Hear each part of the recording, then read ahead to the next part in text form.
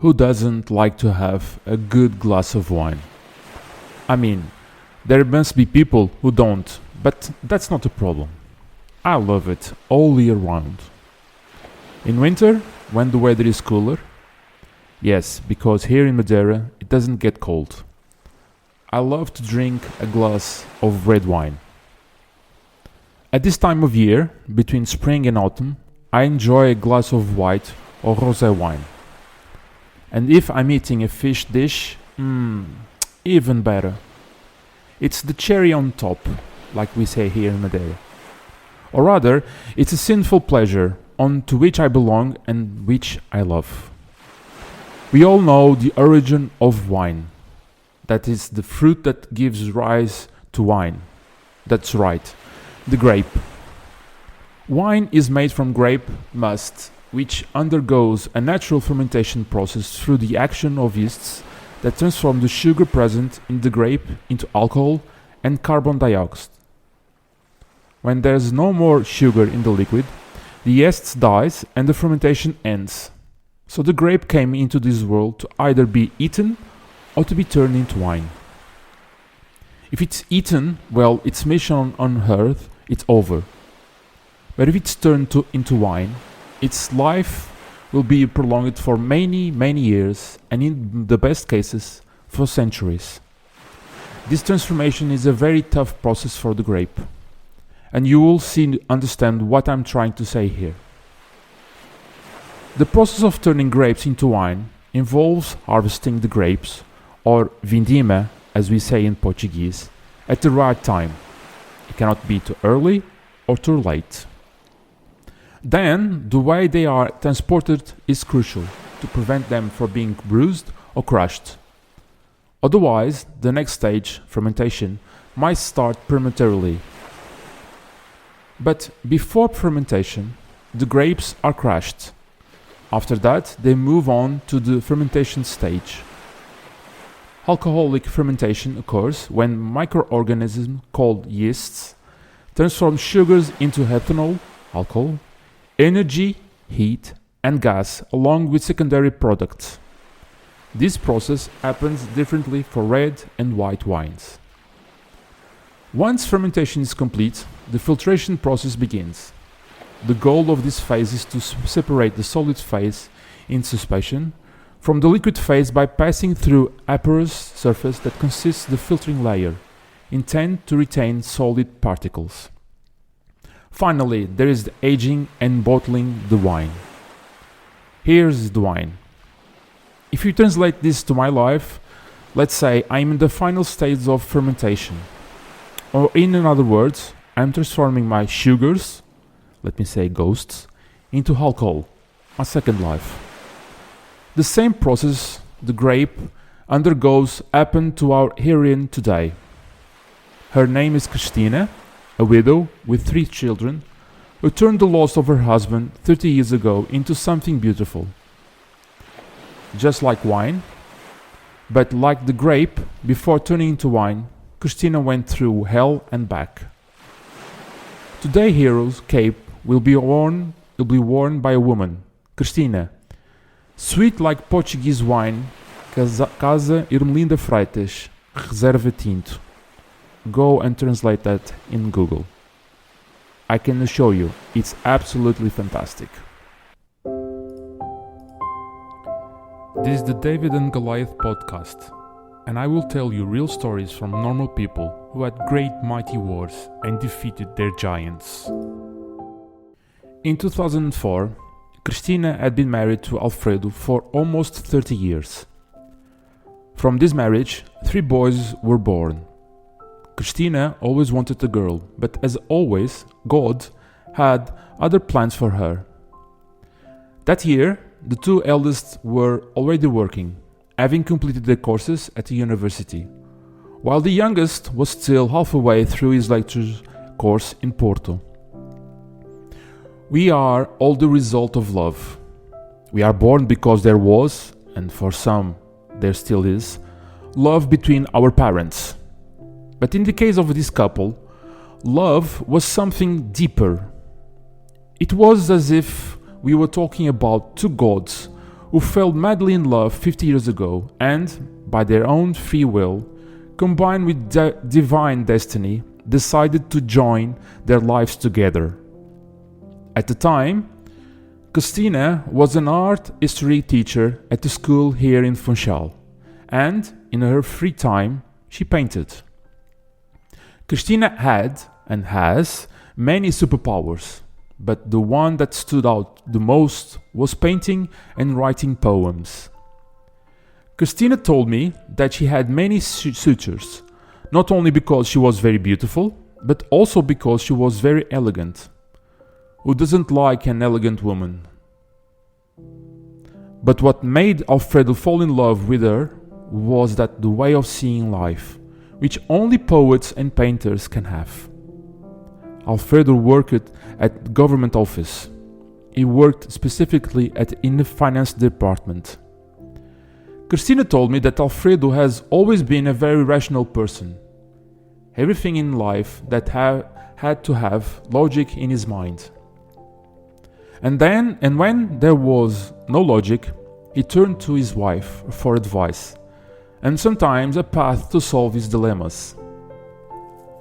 It seems that through Cristina, Alfredo unconsciously sought some divine guidance, something that, in his conscious mind, was impossible to achieve. In turn, when Cristina wanted to come back down to earth and leave her wonderland, she asked him, Alfredo, for help to ground her. The way Cristina spoke about him, the love they shared for each other, seemed truly remarkable. And why I'm saying this? Every now and then, at night, or when they went into the countryside for a romantic evening, Cristina would read her poems to her beloved. She told me that she could see the peace, happiness, and love in her husband's eyes when she read her poems or when Alfredo gazed at her paintings. He, in turn, would make me laugh, said Cristina. He could say the biggest swear word in existence, but the way he said it made me laugh really loud. I think this is what is called living for one another. They serve each other. In a more romantic sense, they were made for each other.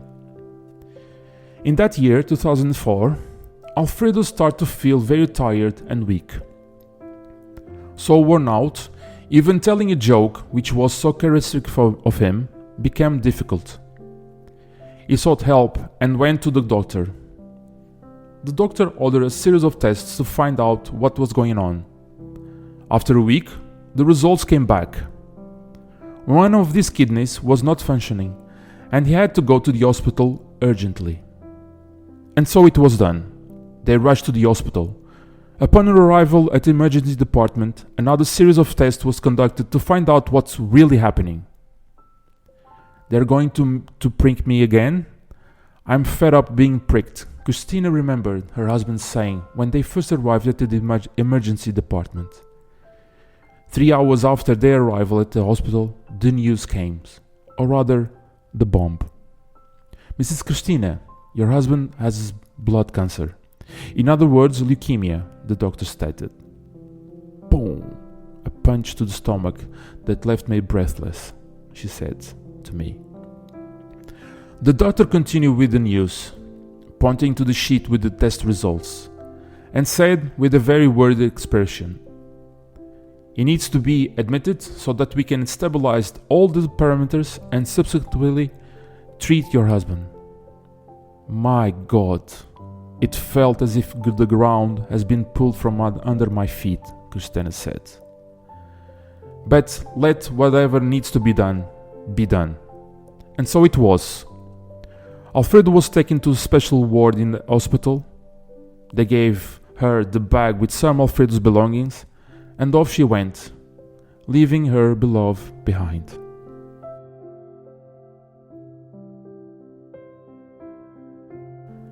Cristina recounts that it was raining heavily that night. She parked the car in the parking lot and made her way home. The street was desert, a stark contrast to the daytime frenzy of cars, pollution, noise, and people, so typically on any city worldwide. The only people around were the prostitutes, like she said, the neighbors, of the couple who were made for each other over the past few years, and Cristina. Halfway home, she couldn't take it anymore. She stopped, put her hands on her face, and cried, as if she wanted no one to see the color of the tears streaming down her face. After a few minutes, she wiped her tears, lifted her head, and using all her strength, she tried to think rationally. Cancer, she thought. How are we going to deal with this? How was this possible? Suddenly, she remembered that she had to tell her children the news. She called them, delivering the bombshell. She recalls, I don't know how I didn't cry while I telling them, but I said everything. Then I hung up and went to bed. The next morning, she went to the hospital to visit him and find out what was happening. Alfredo was better, but still weak. It's in these moments that we feel powerless. We can't do anything, Cristina told me. That's why I remember that I could read him my poems, which he loved so much. And so I did, she recalls. That very evening, during visiting hours, I brought my poems. He was almost asleep at the time of the day, so I started reading them softly in his ear. Cristina remembers with a smile. I did this every day for 2 weeks, especially in the evenings. This, along with the treatments he was undergoing, seemed to have the desired effect, she said. This was confirmed days later when the first results showed his levels stabilizing and my love was becoming himself again. So much so that he started joking again, in good spirits, she said with a laugh. At that point, Alfredo was ready to start chemotherapy, and Cristina continued a routine of reading him her poems. I never missed a single day. I was always there. I felt like my mission on earth. The first treatment went well and managed to clear many cancer cells. But the section of chemotherapy clears both cancerous and healthy cells. So every now and then, Alfredo would be really down. During those times, Cristina would reinforce her reading of the poems, always intending to help fight her husband's illness. Sometimes he accepted. Other times, he told her to be quiet. And she told me. But even when he told me to be quiet, I continued. I continued more softly, but I didn't stop. I always returned home with the true conviction that I was helping him. She continued to recall. In fact, I later discovered that everyone loved hearing my poems. The medical and nursing staff loved to listen. Time seemed to stop at those moments. Then came the second treatment, on a Saturday morning. Knowing that, like the first time, Alfredo might felt down, Cristina increased the dose of the poems. She even took photos of the paintings he liked the most. On Saturday afternoon, she went there, followed her routine, and achieved the expected result, boosting the morale of her warrior husband. She said, I was so confident that I would be able to cure him of that disease. She returned the following Sunday, but this time Alfredo was very apathic, unlike anything seen before. He seemed to be giving up, Cristina remembers, with a tear rolling down her face.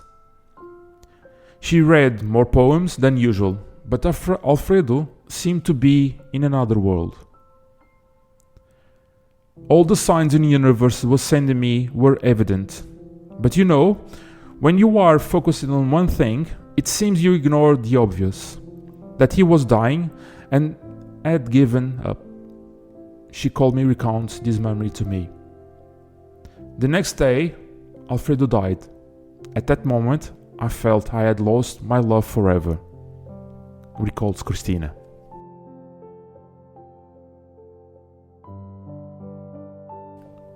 The story of Alfredo and Cristina remind me of the myth of Orpheu and Eurydice.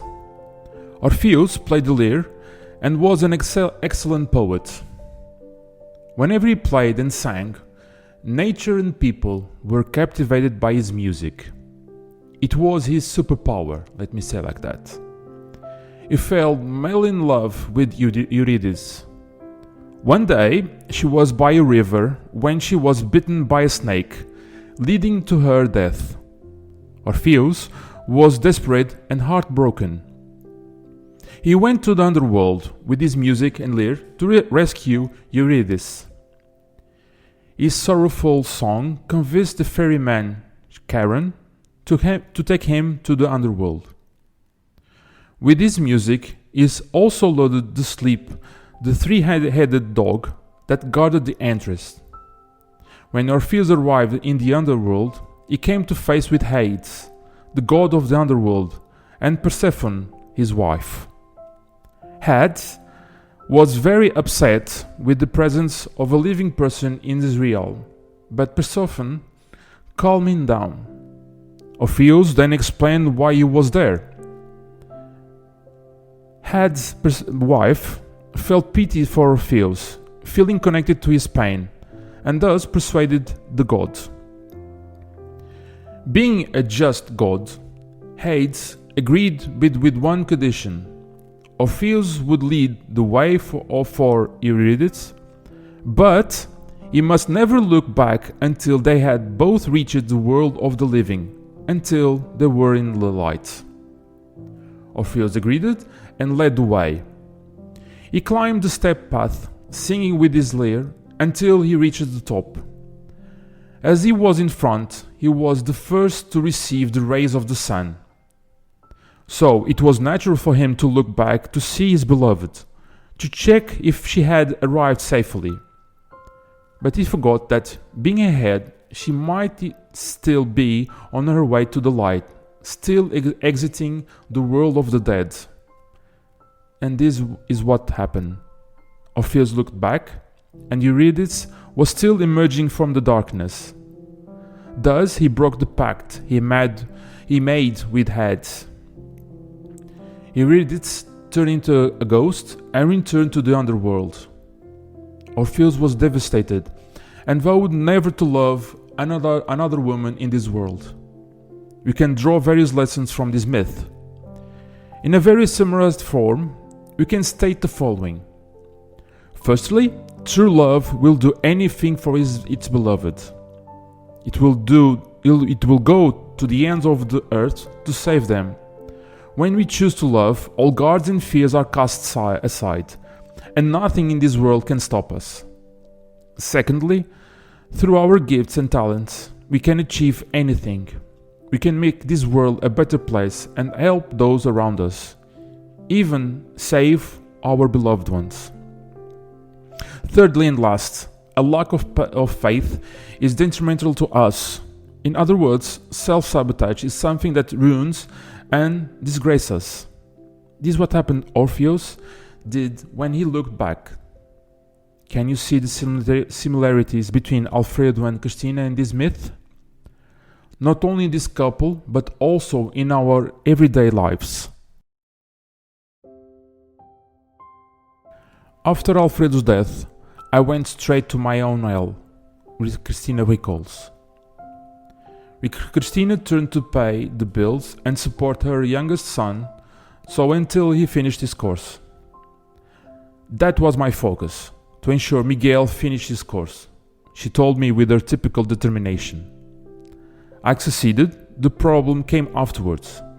Afterwards, I crashed. Suddenly, I felt an immense sadness within me. At first, I made a huge effort to get out of bed and go to work. But I couldn't take it anymore, so I went to see a doctor. Just felt like crying. They told me I had a nervous depression, or rather a burnout. They prescribed me some pills. The doctor talked to me, but it's as if I wasn't even in the room listening to him. I don't remember anything he said. My mind was elsewhere. Right after, I went on sick leave home and went home. Cristina spent the day in bed. She felt nothing but immense sadness on her chest. A despair she didn't know where it came from. She turned off the phone, closed the windows, and allowed herself to be with her sadness despair. This went on for months. She whispers as if they were a secret, and told me, just the simple fact of having to get up made me cry. My whole body was numb, days without getting out of bed, without even taking a shower. A profound apathy and numbness towards everything. I spent a longer time like this. I cried so much during those months. I couldn't figure out what was happening. Until one day, she was sleeping in her bed and dreamt of Alfredo and the times they went to the countryside to date, and she would read poems to her beloved, to her Orpheus. She dreamt of his smile during the loud readings in the fields here on the countryside of the island. She dreamt of his eyes showing how much he loved her in those times. She dreamt of the happiness she had at that time. She told me, suddenly I woke up and I looked around the room where I was. The same room as years ago, shared with him. I reached out to the side where he used to sleep and found myself crying again. It was then that I discovered why I was crying. I hadn't accepted his death. I cried for several days in a row. First, for his death and all the process surrounding it. Second, for being alone and scared. And then, because I had no idea what I could do with my life. Slowly, Cristina's fears began to turn into courage. Courage to move forward with her life. With that she loved and knew how to do, which was writing and painting. After some time of solitary meditation, she decided to go to a psychologist to help her find her way. After many sessions, she found many ghosts. She resolved them, and at the same time found strength to continue with her life. She didn't want to talk about these ghosts, but I presume they must have been associated with her husband, I think. She went back to the school where she taught. She founded a reading and poetry club for young adults at that school. Not young adults, young boys and girls. Her love for this art is so great that she managed to captivate her students with his love. It seemed like she had a lyre, and with it, she enchanted everyone around her. You really have to be an excellent lyre player to convince young people to like poetry, I say. She started painting again, and he's thinking of writing a book of poetry. Today she is a grandmother and loves being alive. Of course, she still feels the void of Alfredo's absence, but it's through this that she transforms that feeling of emptiness into heart. And like Orpheus, she starts to love again. Not another man, but life itself.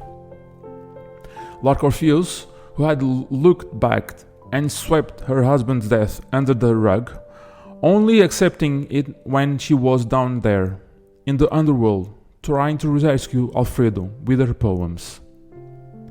There isn't a single day that I don't remember him. There isn't a single day that I don't write about him and about how our world was. Not only to remember, but fundamentally to bring the world the beauty I have to convey. She concluded our conversation this way. I went to hell and back, and believe me, Francisco, every burn was worth it. I shouldn't be here talking to you. If it were up to my whims, I have been dead a year ago. I should have grabbed a bottle of pills and swallowed them all, to drift off to sleep without feeling any pain. Much better than all the other suicide options, which naturally involve pain.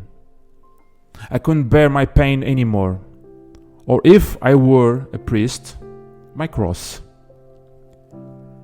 Just like Orpheus, who had a gift for playing his lyre, I have my own gifts. And just like Orpheus, who lagged back when he reached the surface to check if his beloved was coming, I also threw everything away.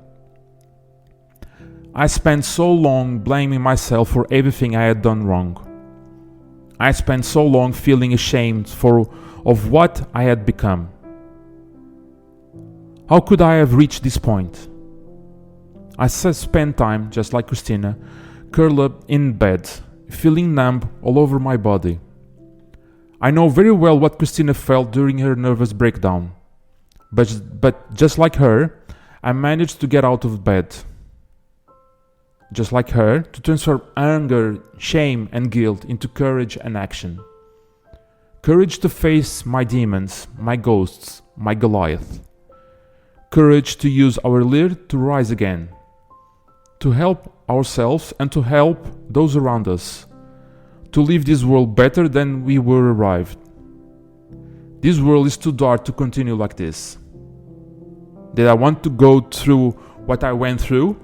No, I never wanted or imagined it. If it were possible to erase all my recent past, would I? Never, ever. Like Cristina, I went to hell and back.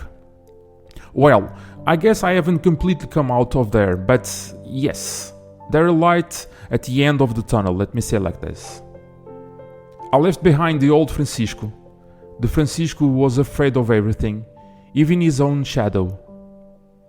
I left behind Francisco who was ashamed of himself, and how much shame I had for what I thought and believed. I left behind Francisco who was to blame for the sky being grey or blue.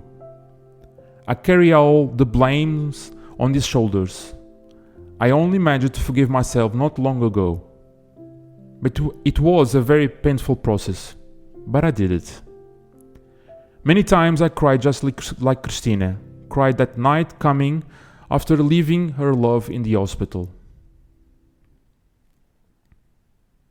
The grape was born to be transformed into wine and live a life that otherwise would have a very short time, like I said at the beginning of this episode.